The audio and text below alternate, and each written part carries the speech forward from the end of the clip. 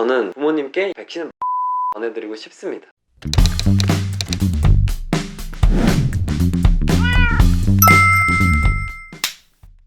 안녕하세요. 의학채널 인싸박스입니다. 오늘도 이렇게 마스크를 쓰고 계셨는데 좀 더 잘생겨지기.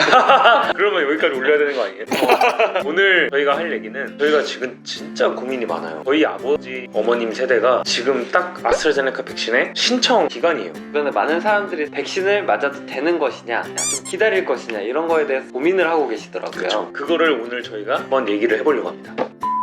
기사들을 보면은 정말 이 접종에 대해서 고민을 할 만한 여러 가지 사례나 부작용들이 많이 나오고 있긴 하거든요. 그렇죠. 가장 많은 사람들이 걱정하는 게 혈전증이랑 척수염. 언론에 보도된 것들을 먼저 이제 말씀을 드리면, 경기도에서 근무하시던 40대 간호조무사님께서 아스트라제네카 백신 접종을 한 다음에 양한 복시 증상이 먼저 나타나고, 그 다음엔 하지마비 등의 증상, 척수염이죠. 결국에는 이런 증상이 이제 의심된 경우가 있었고, 20대 경찰 공무원이셨죠. 뇌출혈 의심 증상으로 중환자실 치료를 받은 경우가 있었는데요. 또 다른 20대 분께서 하지마비라든지 이런 신경 증상이 있어가지고 병원 진료를 받으신 걸로 알고 있어요. 이외에도 경찰 공무원님들이 아스트라제네카 백신을 맞는 거에 대해 상당히 불안감을 호소하시고, 우리가 무슨 백신을 처리하는 어떤 그런 이전까지만 해도 기저질환이 있는 분들이 백신 맞고 부작용 때문에 중증의 사망이나 손상을 받는다, 이런 것들이 있었는데, 요즘에는 기저질환 없는 건강한 분들도 그런 부작용들을 많이 겪는 것 같더라고요. 실제 맞는 분들은 굉장히 걱정이 되실 것 같아요. 지금 이런 부작용들에 대해서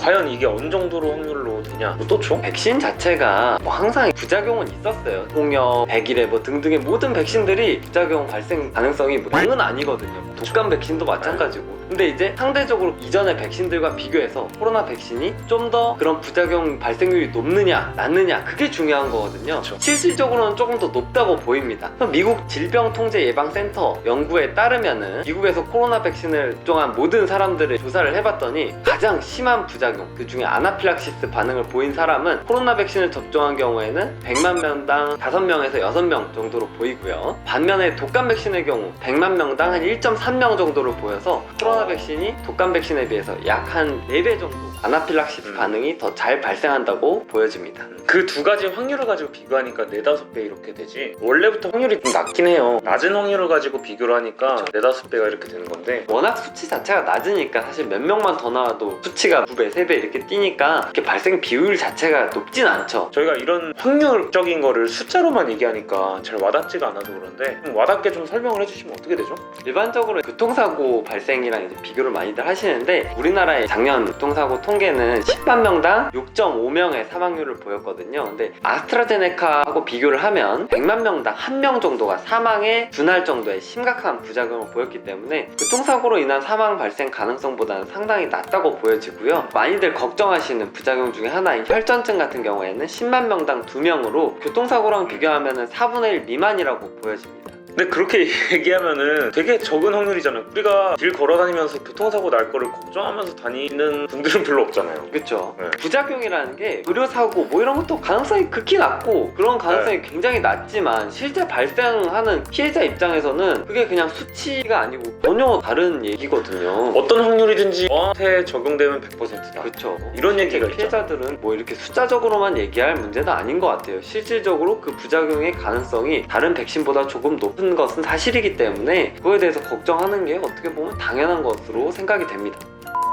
그래서 이런 부작용들 때문에 예방접종 신청을 하지 않고, 아니면 맨 뒤로 가시는 거죠? 네네, 대신에 백신이 아스트라제네카에서 혹시라도 모더나나 이런 백신들이 되지 않을까, 이런 걸 기대하는 것 같아요. 최근에 국내 모 기업이 모더나 코로나 바이러스 백신에 대해서 위탁 생산이 정해진 게 나오고 있어요. 기술 교류에 대해서 말이죠. 네네네. 저희가 모더나 백신을 기다릴까 고민을 할 때 고민 포인트가 몇 가지가 있을 것 같아요. 모더나 백신, 화이자 백신, mRNA 백신이 실제 응급실 선생님들이 보기에는 백신 접종을 하고 나서 병원에 급성기 부작용이죠, 오는 비율이 확실히 적다는 게 이제 통계적으로 어느 정도 나와 있긴 하거든요. 그래서 그런 부작용이 적은 모더나나 화이자 이런 백신을 많이들 맞고 싶어 하시니, 그래서 효과를 보면은 일반적인 코로나 바이러스에 대해서는 변이 바이러스 말고요, 모더나, 화이자 이런 mRNA 백신하고 아스트라제네카 백신하고 그렇게까지 예방 효과가 큰 차이가 나지 않아요. 중환자실에 입원 확률을 줄이는 것, 입원 자체를 줄이는 것, 사망률, 전반적인 예방 효과가 그렇게 큰 차이가 나지 않는 거의 다 비슷하게 90% 정도 예방 효과를 보이고 있는데, 반면 변이 바이러스에 대해서는 약간의 차이가 있다고 볼 수도 있어요. 벌써 알려진 변이 바이러스만 여러 가지고 앞으로도 더 많이 나올 것 같긴 한데, 일단 밝혀진 거 영국 변이 바이러스에 대해서는 어떻게 하죠? 영국 변이 바이러스에 대해서는 이제 노바맥스라든 모더나, 화이자, 아스트라제네카 그렇게까지 큰 예방 효과의 차이를 보이고 있지는 않아요. 브라질이랑 남아공 바이러스인데? 브라질하고 남아공 변이가 요즘 상당히 이슈인데, 이런 변이들에 대해서는 화이자 백신이 가장 효과가 좋고 나머지 백신들은 좀 효과가 떨어진다, 이렇게 얘기들을 하고 있습니다. 이런 얘기들을 들으면은 그냥 화이자 백신이 좀 넉넉하게 들어와 있으면은 다 그걸 선택해서 맞지 않았을까. 그쵸, 화이자 백신이 좋은데 모든 나라가 화이자에 대해서 러브콜을 보내고 있기 때문에 생산할 수 있는 양은 정해져 있고, 아스트라제네카는 약간 비선호이긴 한 것 같아요. 뭐 화이자에 비해서 그거라도 이제 구하는 게 더 좋기 때문에, 백신 자체가 효과가 좋잖아요. 백신은 어쨌든 맞기만 하면은 예방 효과가 있고, 특히 젊은 분들 같은 경우에는 여러 가지 이슈가 있었잖아요. 혈전증이 발생 가능성이 더 높다, 흡연이라든지 경구피임약이라든지 여러 가지 이슈 때문에 부작용 발생 가능성이 높았기 때문에 우리나라에서도 30살 미만에 대해서는 아스트라제네카 백신을 권유하고 있지는 않습니다. 노인층의 경우에는 코로나 바이러스에 걸렸을 때 위험하잖아요. 유럽에서 연구가 된 바에 따르면은 인펙션 레이트, 그러니까 지금 코로나 바이러스가 광범위하게 퍼지고 있는 상황인지 아니면 상대적으로 좀 소강 상태인지, 우리나라는 상대적으로 감염이 어느 정도 조절은 되고 있죠. 로우 인펙션 레이트라고 봐야 될 것 같은데, 감염 발생 비율이 높아지면 높아질수록 백신의 효용이 더 극대화되긴 하거든요. 발생 비율이 낮더라도 백신 효과가 없는 건 아니에요. 특히 이제 고령층, 코로나에 걸렸을 때 되게 고생하실 분들, 그렇죠, 사망까지도 할 수 있는 그런 그룹에 대해서는 리스크 베네핏을 따졌을 때 이득이 더 크다라고 연구가 돼 있기 때문에 20대 그룹에서는 아스트라제네카 백신을 맞았을 때 그런 위험도가 상대적으로 높거든요. 다른 백신을 권유하고 있다라고 생각하시면 될 것 같아요. 종합적으로 이거를 맞아야 될까 말아야 될까, 이거에 대해서는 어떻게 판단하면 좋나요? 개인으로서는 쉽지 않은 얘기인데, 당연히 의학적인 근거에 따르면은 사실상 이 백신의 부작용 자체가 높지가 않아요. 그 중에서도 이제 심각한 사망이라든지 반신불수, 장애가 남은 어떤 부작용들은 발생 가능성이 굉장히 낮고, 항상 언론에 나오잖아요. 인과성이 명확하지 않다. 실제 그게 연구 결과에서 백신을 맞아서 이게 발생했다, 이거를 입증한다는 건 굉장히 어렵거든요. 과학적으로 보면은 백신을 맞는 게 당연히 낫죠, 모든 그룹에서. 하지만 이 영상을 보실 분들, 내가 이 예방접종을 맞았는데 이런 문제가 발생하면 어떡하지 걱정하시는 분들한테는 백신 맞으십시오, 이렇게 얘기하기가 굉장히 쉽지가 않은 문제다. 저희는 그런 질문을 되게 많이 받지만 심지어 가족들, 친척들, 그거에 대해서 이렇게 명확하게 답을 드리기가 좀 어렵긴 해요.